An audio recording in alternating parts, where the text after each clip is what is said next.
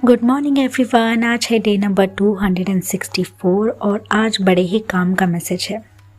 Message ये है कि अगर कोई इंसान मान लो बीमार है और वो कंटिन्यूसली अपनी बीमारियों को गिनता जाता है, ये हो रहा है, वो हो रहा है, यहाँ दुख रहा है, वहाँ दुख रहा है, ठीक है, दर्द हो रहा है तो वो इंसान अपना ध्यान कैसे हटाए, राइट। कोई तकलीफ़ हो रही है तो ऑफकोर्स ऑटोमेटिकली ध्यान उस चीज़ पर जाएगा, लेकिन किस एटीट्यूड से ध्यान जा रहा है वो समझना या उसको कंट्रोल करना बहुत इम्पॉर्टेंट है।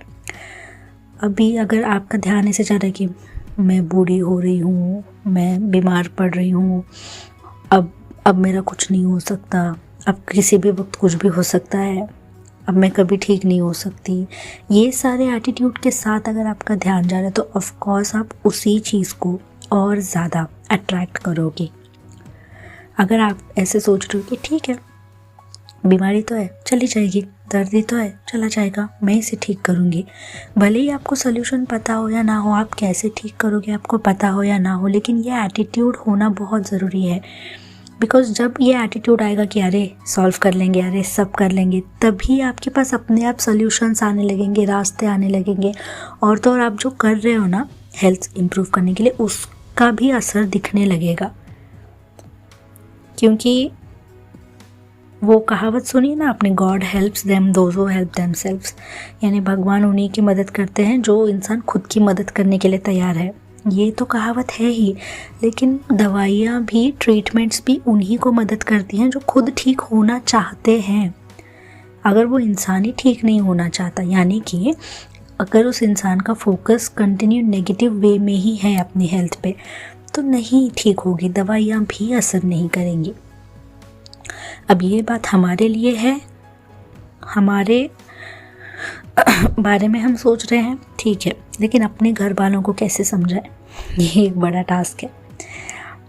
तो अब उनके लिए हम बस प्रे कर सकते हैं, क्रिएट कर सकते हैं, और उन्हें किसी ना किसी तरह पॉजिटिविटी का थोड़ा थोड़ा डोज दे सकते हैं, ठीक है। या फिर सबसे बेस्ट बोलूँ, वो इंसान हमारे साथ सालों सालों तक है, हमारी शादी, हमारे बच्चे, हमारे बच्चों की शादी होने तक भी वो इंसान आपको साथ में दिख रहा है, ऐसा इमेजिन करो, और उस इंसान को हंसते खेलते हैप्पी तंदुरुस्त वे में इमेजिन करो। बस आपका मैनिफेस्टेशन बना लो उनकी हेल्थ को, और वो बात ठीक हो जाएगी। अब यही तो था सिर्फ हेल्थ के बारे में। और एक इम्पॉर्टेंट थॉट है, जब आपका एटीट्यूड अच्छा होता है, जब आप हैप्पी वे में सोचते हो ना अपने बॉडी के बारे में, तो बॉडी अपने आप खुद को हील करने लगती है। हर इंसान में खुद को हील करने की, यानी खुद को ठीक करने की पावर्स होती है।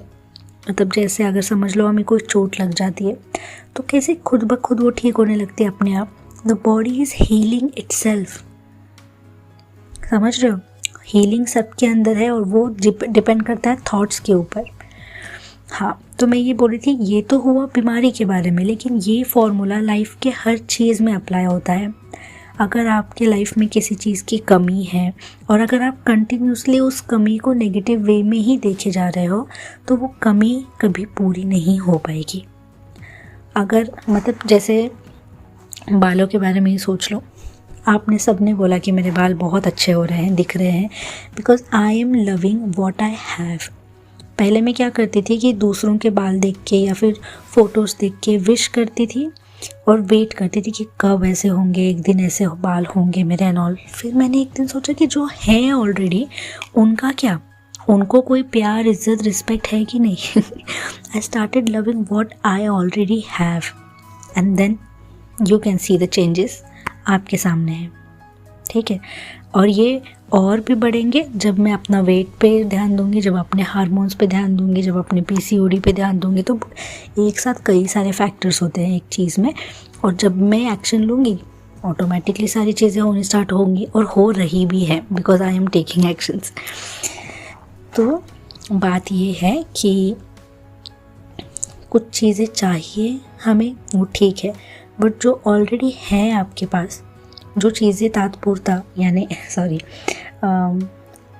फॉर द टाइम बीइंग जो चीज़ें आपका काम चला रही हैं, उन चीज़ों के लिए ग्रैटिट्यूड फील करिए, बहुत सारा लव फील करिए, okay, and create good energies in your life. यही था आज का message. Thank you so much for watching, listening and understanding.